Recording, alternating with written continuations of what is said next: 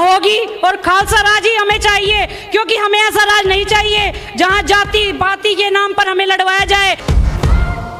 हिंदुत्व भारतीयों के लिए एक जहर है, हमें नहीं चाहिए ऐसा हिंदू राष्ट्र। हिंदू का अर्थ जो फारसी में अगर देखा जाए तो चोर होता है। अरे इंदिरा गांधी ने तो सोचा था पंजाब हरियाणा तक सीमित हो गए, आज सर जनरल सिंह भिंडरावाले का नाम इंटरनेशनल लेवल पर है। जब वो अपना अधिकार मांगते हैं आप लोग उनको खालिस्तानी कहते हो, आप लोग उनको आतंकवादी कहते हो। आप लोगों की रूह कांप जाएगी अगर आप लोग इतिहास को पढ़ोगे। उस सर्वे में ये पूछिए कि मौत से किसको डर लगता है, 95% आपको बोलेंगे कि हमें मौत से डर लगता है। लेकिन कहीं ना कहीं 5% जो लोग होंगे वो बोलेंगे हमें मौत से डर नहीं लगता। आप अगर पूछेंगी कि वो कौन सी कौम है, वो मेरी सरदार कौम है।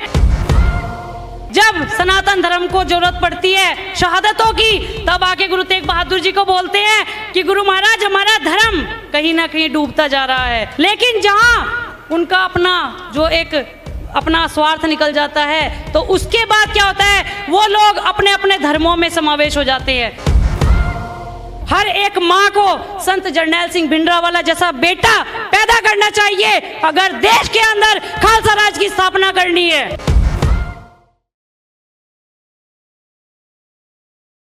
वाहेगुरु जी का खालसा, वाहेगुरु जी की फतेह। आदर मान सत्कार के योग्य ज्ञानी बाबा हरनाम सिंह जी, खालसा जी भिंडरावाले जी, और यहाँ पर सभी संगत जितनी भी बैठी हुई है, और ज्ञानी तेजपाल सिंह जी जिन्होंने मुझे इस गुरुमत सिद्धांत के बारे में बताया और संत जी के बारे में मुझे जो है ज्ञान दिया।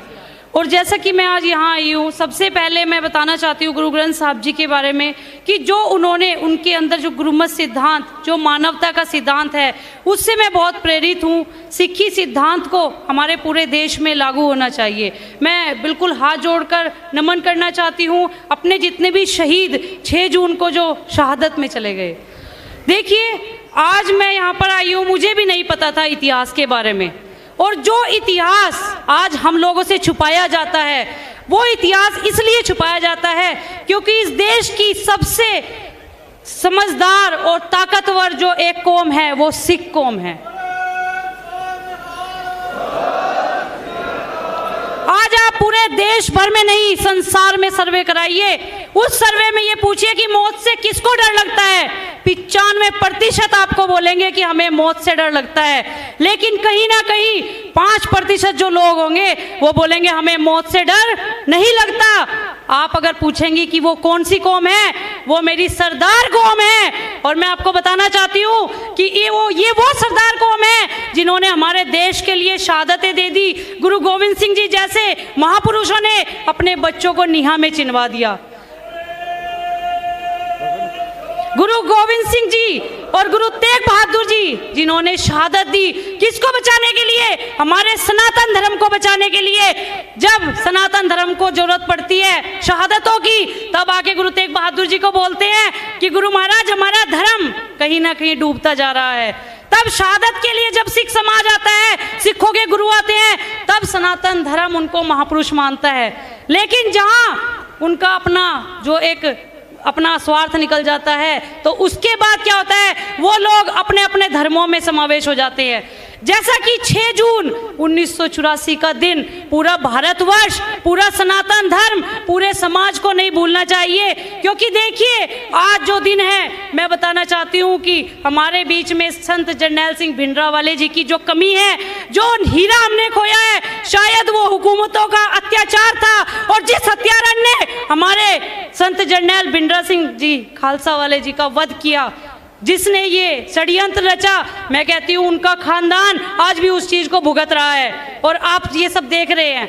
देखिए उन्होंने धर्म युद्ध मोर्चा बनाया, किस लिए, क्योंकि हमारी बेटियों की रक्षा की जाए। सर के ऊपर पल्ला लेना सिखाया, वो डर में नहीं था, वो एक उनका अपना एक आदर सत्कार था।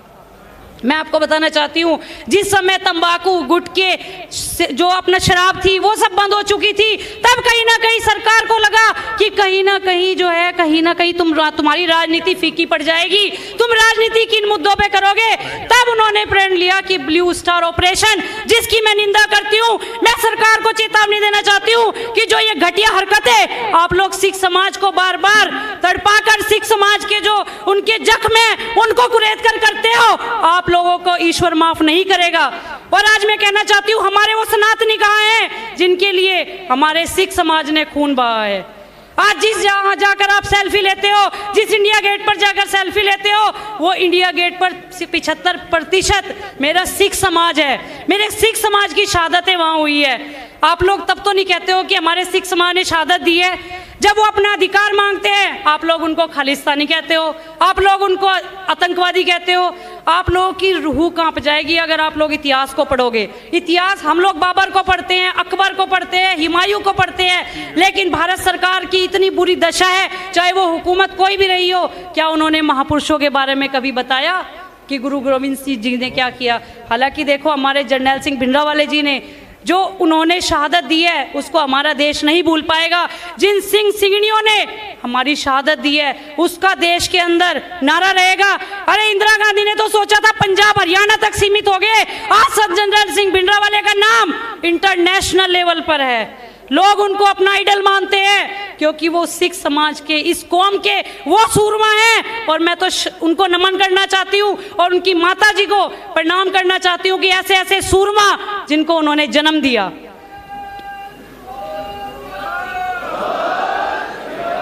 जब कल मैं दरबार साहब पहुंची, वहां मैंने दर्शन किए, उसके बाद ज्ञानी तेजपाल सिंह जी को मैंने रिक्वेस्ट की कि मुझे इतिहास बताओ यहाँ का। तब मैंने अकाल तख्त साहब जाकर वहाँ पर दर्शन किए। उन्होंने जब मुझे ये इतिहास बताया, उसके बाद मैं आपको एक अपना पर्सनल एक्सपीरियंस बताती हूँ। मैं दरबार साहब में जब सरोवर के पास आराम से बैठी तो कहीं ना कहीं मुझे लग रहा था कितना पवित्र, कितना प्यारा स्थान है और इतना प्यारा, मतलब यहाँ पर आकर सभी दर्शन करते, सभी की मनोकामना पूर्ण होती है। लेकिन अचानक से मेरा ध्यान जब 1984 में गया, मेरा जो एक शरीर था और मेरी जो रूह थी वो कांप उठी। मुझे वहां लग रहा था जैसे जोर जोर से चिल्लाने की आवाज आ रही थी। वो पुराना दौर मेरे सामने था जब दरबार साहब के दरवाजे जलते हुए दिखाई दे रहे थे, इधर छोटे छोटे बच्चे अपनी माओ की लाशों पर पड़े हुए थे और उनको ये भी नहीं पता था कि ये हो क्या रहा है। जब लोग वहां पर चिल्ला रहे थे, कहीं से वाहेगुरु की आवाज आ रही थी। जब हमारे लोग, हमारे शहीद, हमारी जो संगत आई हुई थी, उनकी लाशें बिखरी हुई थी। जब खून से पूरा का पूरा जो दरबार साहब का कॉम्प्लेक्स था, जब खून से सना हुआ था, दीवारें सनी हुई थी, वो दृश्य अगर हर कोई फील करेगा तो कांप उठेगी ये रूह। तब आपको पता चलेगा कि हम इस समाज में अगर आए हैं तो पढ़ाई लिखाई करने के लिए नहीं आए, पैसा कमाने के लिए नहीं आए। हम इस समाज में अगर आए हैं तो मानवता के लिए आए हैं। मेरी रूह कांप उठी उस समय। मुझे लगा कि वो जो एक 1984 में मेरे सिख समाज के साथ किया गया, और वो दिन दूर नहीं है जब हमारे साथ दोबारा फिर से यही होने वाला है। लोग सोच रहे अपने अपने घरों में जी रहे हैं। सिख कौम हमेशा जो है आगे आती है, चाहे वो कितनी बहनों की सुरक्षा के बारे में हो, चाहे वो किसान आंदोलन हो। जब कौम के लिए बात की जाए तो आप ये देखिए सरदार कौम कहाँ काम नहीं आई। अमृत कौर जी को ले लीजिए, सबसे पहली स्वास्थ्य मंत्री थी, आज उन्होंने देश के लिए क्या नहीं किया।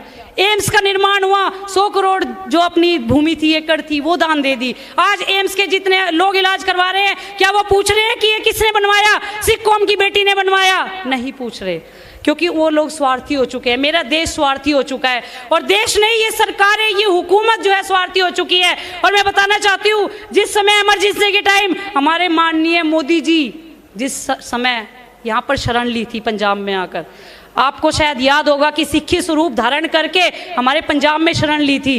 उस समय उन्होंने सिक्खी धारण की थी, उन्होंने दस्तार बांधी थी। मैं आज कहना चाहती हूँ कि उस दस्तार का कर्ज मेरे मोदी जी को चुकाना चाहिए, क्योंकि उस दस्तार को पहनने का अधिकार उसी को है जो मानवता के सिद्धांत पर चलता है। लेकिन उन्होंने जो भारतीयों को हिंदुत्व कहकर जो एक धब्बा है हमारे समाज पर, हिंदुत्व भारतीयों के लिए एक जहर है। हमें नहीं चाहिए ऐसा हिंदू राष्ट्र। हिंदू का अर्थ जो फारसी में अगर देखा जाए तो चोर होता है, और मैं उस कौम की चोर नहीं हूँ। मैं वो सनातनी हूँ जहाँ से हमारा सनातन धर्म आया, जहाँ से हमारे महापुरुष जितने भी हैं सिख समाज के आए हैं। और मैं सनातनियों को कहना चाहती हूँ कि आप लोग, ये खालसा राज जो है बहुत पवित्र राज है, और देखना बहुत जल्दी खालसा राज की स्थापना होगी। और खालसा राज ही हमें चाहिए, क्योंकि हमें ऐसा राज नहीं चाहिए जहां जाति पाति के नाम पर हमें लड़वाया जाए। सब चीज का जो है नुकसान कौन भुगत रहा है? हमारी युवा पीढ़ियां भुगत रही है। मुझे भी दर्द होता है, मुझे भी बहुत समय पहले पता नहीं था। मैंने किसी को ऐसे ही डिस्कशन कर लिया कि संत भिंडरा जी वाले कौन है। उन्होंने मेरे मुंह पे बोला कि वो आतंकवादी थे। मैंने 2-4 लोगों से पूछा तो लोगों ने मुझे बताया कि हमें नहीं पता एक्चुअलिटी क्या है। तब मुझे तेजपाल ज्ञानी जी से पता चला कि ये स्ट्रेटेजी और ये गवर्नमेंट अपनाती है, ये प्रोपगंडे जो होते हैं ये सरकारें अपनाती हैं। लेकिन आज मैं कहना चाहती हूँ, हर एक माँ को संत जरनैल सिंह भिंडरावाला जैसा बेटा पैदा करना चाहिए अगर देश के अंदर खालसा राज की स्थापना करनी है। और खालसा राज की स्थापना कब होगी? जब मेरा सनातन, आज ये लोग अपने अधिकारों के लिए क्यों बैठे हुए हैं? इनको क्या जरूरत है अपने अधिकार मांगने की? हमारे सनातन को आगे आना चाहिए कि जिन महापुरुषों ने हमारे लिए शहादत दे दी, जिस गीता रामायण को आप पढ़ रहे हैं, जिन मंदिरों में आप माथा टेक रहे हैं, वो शीशगंज गुरुद्वारे साहब के कारण है। आज इतने बड़े सूरमाओं ने आज शहादतें दे दी आपकी बेटियों को बचाने के लिए, क्या उनको अधिकार अब भी मांगने पड़ेंगे? और मैं कहना चाहती हूँ, अगर ये खालिस्तान की डिमांड करते हैं, अगर खालिस्तान इनको चाहिए तो बिल्कुल सही डिमांड करते हैं, क्योंकि इन लोगों ने अपने इतने खून बहा दिए, तब भी इन लोगों को सरकारों ने कुछ नहीं दिया। और शर्म आनी चाहिए, चाहे वो कांग्रेस हो चाहे बीजेपी हो, कि ऐसी सरकारों को डूब मरना चाहिए जो मेरे आज किसान धरने पर बैठे हुए हैं। शहादतें पे शहादतें हो रही है, कितनी शहादतें ये भारतवर्ष चाहेगा? ये वही सोने की चिड़िया है जिसके लिए मेरे भाई भगत सिंह जैसे ने फांसी दी, जो आज इतने सूरमा शहीद हो गए हैं। सन 1984 में टारगेट बनाया गया ब्लू स्टार ऑपरेशन, लेकिन क्या जो मेरे इतने सारे गुरुद्वारा साहब में जो सिखों की नरसंहार किया, क्या वो सही था? हमने अपने ऐसे ऐसे भाई खो दिए जिनके कारण हम अपने आप को स्वतंत्र महसूस कर सकते थे। आज मुझे बहुत शर्म आती है, आज हम लोग बाहर निकलते तो हम जो है एक ऐसे भय जैसे माहौल में रहते हैं, लगता है कभी भी कुछ हो सकता है। लेकिन आज हमें समझने की जरूरत है, आज हमारी बेटियों को उठने की जरूरत है, आज मेरे भाइयों को उठने की जरूरत है। आज मैं सनातन समाज को कहना चाहती हूँ कि उठो भाइयों, कहाँ गया आप लोगों का सत्कार? आप लोग राम जी, श्याम जी, वो हमारे महापुरुष, वो हमारे पूर्वज थे। लेकिन जो गुरु नानक देव जी ने दिखाया सिद्धांत, मानवता का सिद्धांत, आज उस गुरुमत सिद्धांत पर चलने की जरूरत है। आज इस सिख कौम को जो है नमस्कार करने की जरूरत है। मैं ये कहना चाहती हूँ कि हमें खालसा राज चाहिए और खालसा की स्थापना जरूर होगी। राज करेगा खालसा। मैं यही कहना चाहती हूँ कि मान सत्कार के योग्य जो बाबा हरनाम सिंह जी है, जिन्होंने मुझे यहाँ बोलने का मौका दिया, भगवान उनके स्वास्थ्य का ध्यान रखे, और जो मुखी हैं यहाँ पर हरनाम सिंह जी, उनको तंदुरुस्त रखे, ताकि हमारे बच्चे इस टकसाल से बहुत कुछ सीख सके। और अंत में यही कहना चाहूँगी कि पूरे देश की जो मांग है वो खालसा राज की मांग है। और सभी भाइयों से यही कहना चाहूँगी कि मेरे देश के सिख समाज का जो है वो सत्कार करें, क्योंकि सिख समाज का योगदान और सिख समाज का ऋणी पूरा भारतवर्ष है। वाहे गुरु जी का खालसा, वाहे गुरु जी के बोले।